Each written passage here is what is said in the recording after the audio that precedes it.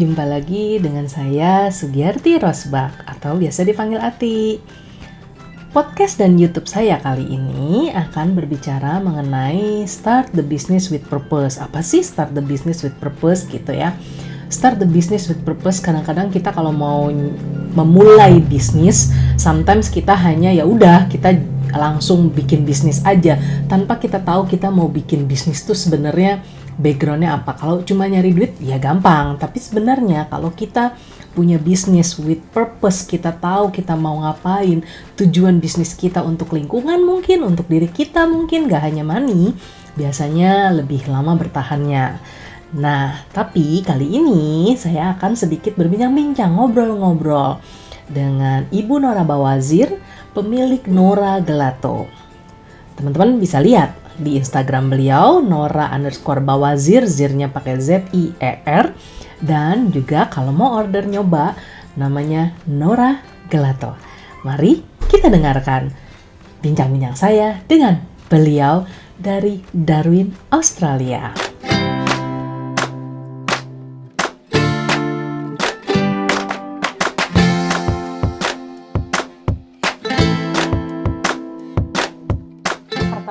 Saya agak ini aja sih curious gitu ya Bu Nora. Kenapa Bu Nora memilih gelato? Kenapa nggak misalnya sayur atau apa? Kenapa memilihnya gelato? Yeah, good question. For me, gelato had a lot of beautiful memory. Mungkin karena itu ya, anak kecil kan dulu kalau orang tuanya juga mungkin belum fasih dalam makanan sehat ataupun belum kreatif dalam meracik makanan. Aku ingat banget zaman dulu yang suka dicekokin minyak ikan kan sampai nangis-nangis bombay gitu kan. Aduh, pokoknya rasanya kalau disuruh makan sehat tuh dulu konotasinya adalah dengan penderitaan Bu Ati. Baiklah. Ya betul sekali. Ya, jadi otomatis kita kalau ngelihat yang begitu-begitu tuh, I'm sure bisa dibikin healthy karena tapi berhubung saya backgroundnya bukan yang demikian, I couldn't draw on that reference. Gitu buat aku akhirnya the ice cream kalau yang zaman dulunya walaupun belum ngerti sehat nggak sehat lah ya, taunya itu makanan nggak sehat gitu kan, tapi it's always a happy food. You know, bahkan kan ada kata-kata, you can't make everybody happy. If you want to make everybody happy, go sell ice cream, gituin kan. Kalau nggak salah Steve Jobs, siapa tuh yang ngomong gitu, Bill Gates gitu. Nah, tapi akhirnya pas waktu di Itali dan saya diintroduce dengan here's ice cream that basically everybody likes, mau anak kecil, orang tua, kakek nenek gitu kan ya. Everybody in general likes ice cream, but memang mereka khawatir dengan ini kalau gulanya gimana, lemaknya gimana, kalorinya gimana, gue lagi diet, whatever deh gitu ya. But now they're telling me you could make it and make it good, really delicious, but good for you. Jadi ibu saya yang diabetes nggak khawatir kalau dia mau makan karena dia tahu takaran yang pasnya berapa dan dia bisa enjoy. Kalau anak saya pulang sekolah gitu kan bawa temen-temennya, tentang maknya yang jualan gitu ya, ada strawberry nggak? Ada ini nggak? Di dagangan keluar kan udah jadi untuk suguhan bocah dan anak-anak. But I'm okay because aku tahu yang masuk ke mulut mereka kadar healthy-nya seberapa, gulanya saya takar. I made it. I know exactly what goes in there. Makanya akhirnya aku pikir I get both world tadi buat makanan sehat, yang enak, plus bikin gue bahagia dan orang lain bahagia. Oke. Ya benar juga ya, kalau orang makan es krim atau gelato itu kan konotasinya pasti bahagia ya.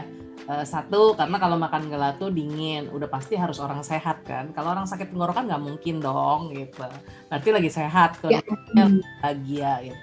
Dan biasanya orang suka craving es krim kalau kata orang ya, es krim atau gelato pada saat dia lagi sedih. Katanya kan kalau sedih coba makannya coklat atau es krim gitu kan katanya. Comfort food katanya, betul.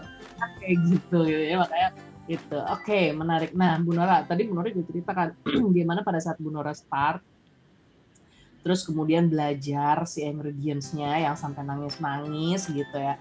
Terus sempat nggak sih kepikir sama Bu Nora, gue berhenti aja nih, gue nggak mau belajar lagi, gue nggak mau ngerjain ini lagi gitu. Sempat nggak sih kepikir gitu?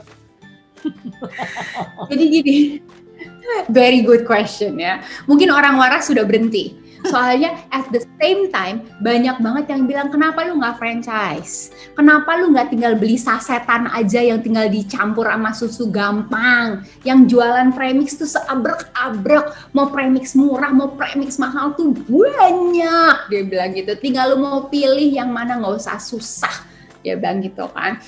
It's so easy, why you taking the hard way? Jadi bener Bu, memang ada momen saya pikir ngapain gue lewat ruwet begini ya, gue mendingan outsource aja. But then again, aku kembali lagi, the reason I started to do this karena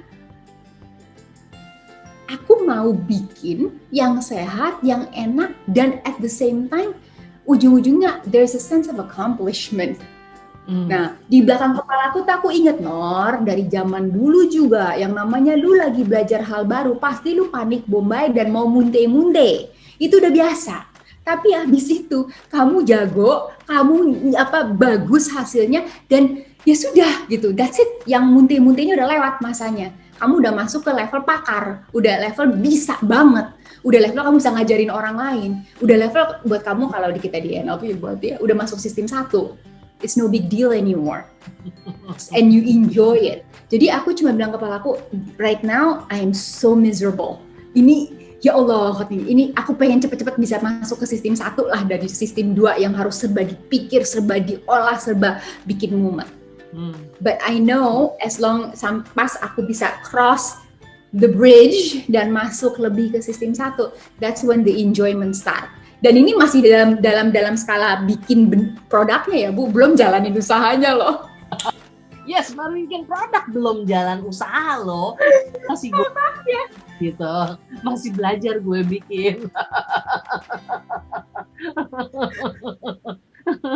Nah, tapi kalau misalnya kayak gitu ya Bu Nora, berarti kan Bu Nora pernah lah pada posisi istilah saya itu apa ya, titik nadir terendah lah gitu ya. Terus Bu Nora mikirnya adalah enggak, gue harus bisa dong, kayak dulu juga gue belajar susah gitu, dulu kita belajar jatuh gitu ya, belajar jalan jatuh gitu, nangis, balik lagi gitu kan, pasti gitu ya. Nah, tapi waktu pas memulai start the business, nah tadi kan Bu Nora bilang ini baru belajarnya, belum start the businessnya. Nah, waktu start the business, how you set up-nya sebenarnya Bu Nora? Jadi misalnya gini, apakah Bu Nora waktu itu punya purpose dulu gitu, gue mau bisnis gue modelnya kayak gini, bisa ngebantu orang, atau waktu itu ya udah sekedar gue mau, pokoknya gue mau bikin, gue pengen dapat pendapatan dari ini, atau gimana Bu Nora? Okay. Jadi pendapatan memang semua orang yang punya bisnis ujung-ujungnya pengen ada pendapatan ya. Cuma I also know gitu, karena kita balik lagi gitu orang bank gitu, paham banget kalau kita lagi nganalisa produk dan segala macam. Even survey says bisnis almost like 90% collapse dalam 1-2 tahun pertama. Gitu, yang bertahan lebih dari 5 tahun gitu, dari 3 tahun terus nanti 5 tahun baru ada harapan untuk stay on gitu kan. Jadi di otak saya bahwa ini bahwa new businesses condongnya akan kolaps, ya aku paham itu gitu, apalagi karena kita orang bank gitu kan, so we know that is. So saya nggak, jujur Bu, ngambilnya nggak dari sisi situ. Saya tuh waktu itu ngambilnya begini, finally udah bisa nih ya, udah lewat masa muntah-muntah nangis-nangis belajar cara bikin. Now I need to make this and share the happiness gitu kan. Aku memang narik ke masa depan cukup jauh. Bayangan saya tuh gini, nanti ya Mas, ke suami nih, kan kita sama-sama penggemar gelato, akhirnya sama kopi, like good, proper kopi, ya bukan sembarang kopi, but really good, nicely roasted, nicely made coffee gitu ya. Aku bilang, kebayang gak sih kalau nanti kita udah kakek nenek nih gitu ya, insya Allah sehat walafiat gitu, anak-anak udah pada punya keluarga masing-masing, teman-teman udah pada pensiun, you and I, we have a little kedai, kita ngomong kita punya kedai kecil, di mana aku tetap bikin yang gelatonya, Mas yang jadi baristanya gitu, kita juga pada pegang sertifikat barista by the way gitu kan ya, we know the beans, just untuk tempat selain orang umum datang, tapi untuk anak-anak, pasangan mereka, anak-anak mereka, sahabat-sahabat datang ngerumpi ngobrol. This is our congregation place gitu loh. Jadi tuh mikirnya nanti tuh mau itu.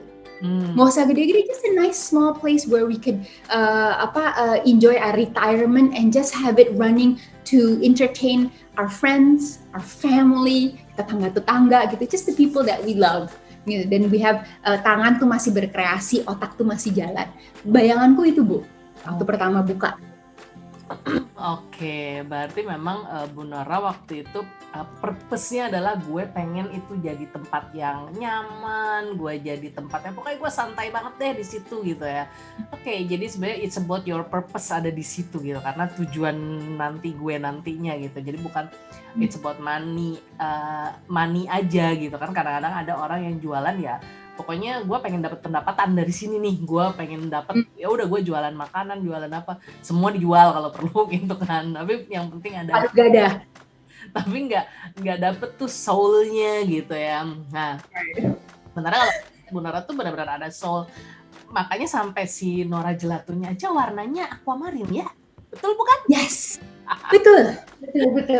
Tanya. So the color gitu ya, suasananya itu memang pada saat itu kan saya masuk ke dunia coaching, hipnoterapi, mendapatkan lisensi segala macam itu sudah for a long time, it's almost like 15 years now kan.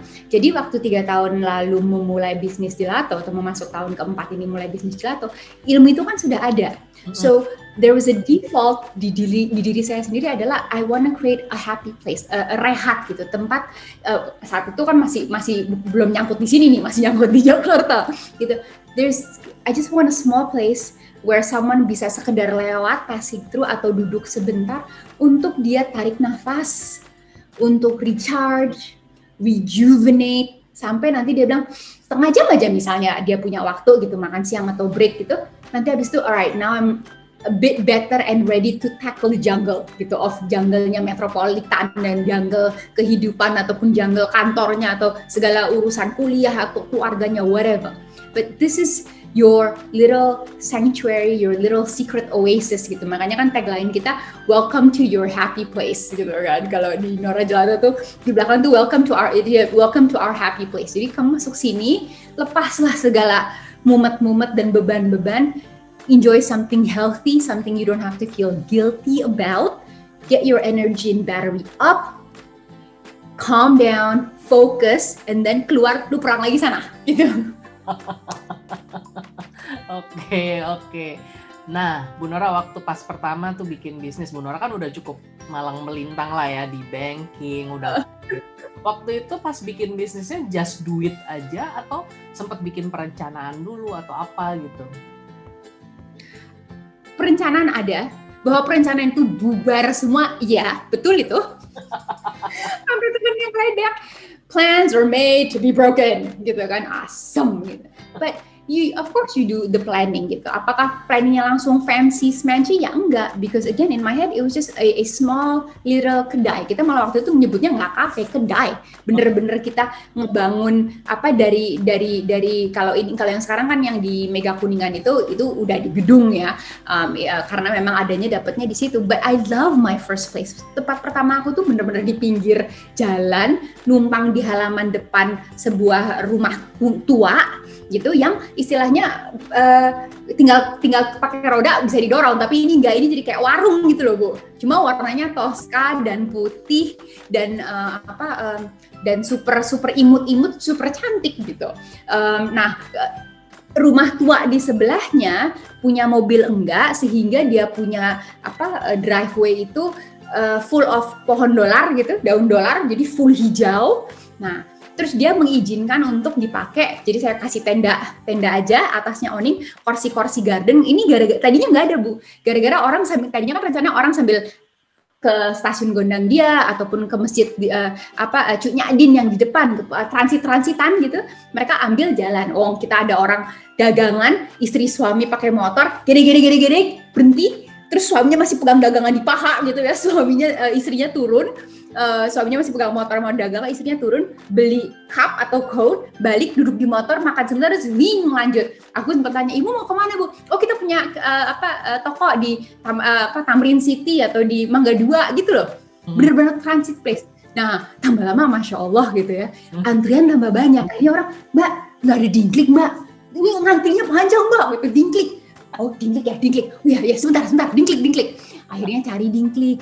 Waktu itu informal lagi ada warna dingklik Tosca on sale, bagus dah, borong dah 10 dingklik gitu kan, jadi dingklik ditaruh. Nah disitulah berkembang ke tetangga sebelah, ibu ini pohon banyak, boleh nggak saya pakai aja buat pakai tenda, nanti orang-orang duduk makan di situ. Nah itulah jadi the first outdoor warung yang ada duduk-dudukan cantiknya, terus lampu-lampu untuk dolarnya itu saya kasih lampu-lampu kecil Bu, bener-bener kayak sih fairy tale garden dah.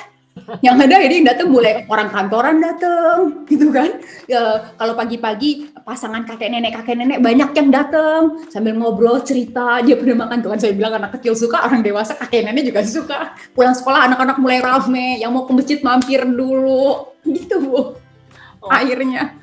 Jadi awalnya memang sebenarnya ada rencana, tapi rencananya buyar semua. Tapi justru ya udah, orang pastru ya ada di situ. Ya pokoknya benar-benar sesuai dengan apa yang dibayangkan Bu Nora sebenarnya, bahwa ya orang everybody can eat gelato. Terus juga sebenarnya orang passing through aja juga, lu makan sekedar habis itu lu pergi gitu ya. Menarik. Di mana itu? So the plan ada ya. Go ahead, Bu. Kalau di dekat stasiun Gondang Dia itu jalan apa ya? Dekat jalan Saya jadi beneran seberang Masjid Cut Nyadin. Cut Nyadin apa Cut Mutia? Nggak, Cut Mutia lebih ke sana lagi. Ini ke sini dikit. Deket banget. Jadi kalau orang kita Bu, jangan salah Bu, orang mau Jumatan pada nitip helm, jaket segala macam di warung kita. Sholat Jumat, habis itu lari balik borong gelato. Jadi waktu Jumatan kita rame banget. Jadi bapak-bapak bubar Jumatan tuh ngantri semua. Sampai sekarang. Nah ini saya bilang namanya planning, terus namanya ujian, and this is where you ini benar-benar diuji. Itu salah satu momen saya down banget Bu, karena belum sampai 1 tahun ya, tapi rame Bu, yang tadinya kita cuma bukanya dari jam 10 sampai jam 5 sore, akhirnya kita sampai jam 10, jam 10 malam, karena malam juga orang datang, yang pulang bubaran kantor, yang mungkin dia sekalian lembur terus baru ngejar kereta sore. Penuh kedai kita, sampai ada yang mau tutup nih, ada rombongan ibu-ibu, aku nggak ngerti dari restoran deket situ mana, satu lari duluan, tunggu Mbak, jangan tutup, sebentar, ada 10 ibu-ibu, tunggu, nggak boleh tutup. Astaga Bu, padahal kita lagi ngelap-ngelapin pen, udah mau siap-siap berebutan. Nah, lagi begitunya nih Bu, lagi seru-serunya Bu, kita dikasih pengumuman bahwa tanah itu dijual dan oleh pembeli baru, mau dikosongin, semua orang harus get out. Wow. Seru ya dengerin ceritanya Bu Nora, bagaimana dia memulai bisnis dengan dia punya purpose dulu. Jadi bukan sekedar aja yang penting dapat pendapatan, tapi dia punya purpose. Sehingga pada saat dia membangun bisnis tersebut, dia juga sudah membuat bagaimana bisnis ini bisa berjalan, bagaimana nanti saya mau bikin bisnis ini. Jadi dia benar-benar menghayati apa yang menjadi bisnis dia. Ingin tahu lebih lanjut? Terutama bagaimana dia mengatasi pada saat dia harus keluar, pindah dari tempat kedai dia yang sudah menjadi impiannya, dan itu cocok sekali dengan impian dia. Mari kita tunggu sesi berikutnya. Jangan lupa subscribe untuk YouTube dan dengarkan di podcast saya juga, subscribe juga, dan jangan lupa klik tanda lonceng supaya Anda tahu kapan episode berikutnya muncul lagi. Sampai jumpa di podcast atau YouTube berikutnya.